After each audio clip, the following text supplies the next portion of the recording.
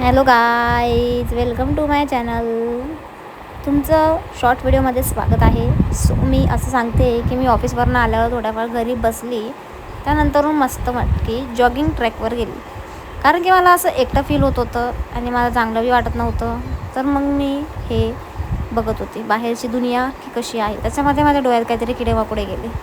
सारखे ते जातच राहतात. त्यानंतर मी तनुकीला चक्कर मारवला गाडीवर, पण माझी तनुकी ऐकत नाही.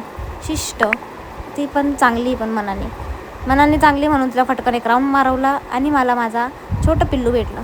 त्याचं नाव आहे माऊली. त्याचं नाव माऊली आहे. तनुकी सारखंच आहे, पण एक गोष्ट आहे की तो इतका फ्रेंडली नाही जेवढी तनुकी फ्रेंडली.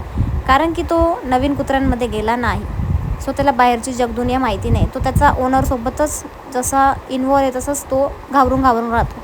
त्यानंतर गरम होत होतं म्हणून मी मस्त रस पिला आणि मी माझ्या ताईला घेऊन गेली होती. ती पण एक डिप्रेस्ड आहे.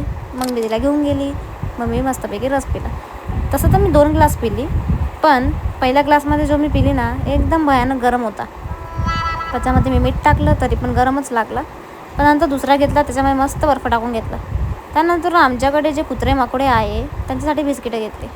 बिस्किटं घेता मला रोडावर एक गोष्ट दिसली. ती काय म्हणजे रोड साफ करत होते. तर ते महानगरपालिकेचे रोड साफ करणारी गाडी मी पहिल्यांदा पाहिली. ही तर मी मुंबईला पाहिली आहे, पण नाशिकमध्ये मी पहिल्यांदा पाहिली. सो ते रस्ता साफ करता झाडू बी मारती, फरशी बी पुसत होती. इतकं भारी वाटलं ते मला पाहून, चांगलं वाटलं. कारण की रस्ता फुल चकाचक करून दिला होता. तरी लोक घाण करणारच आहे, कारण की लोक घाण आहेच. Bye guys, thank you.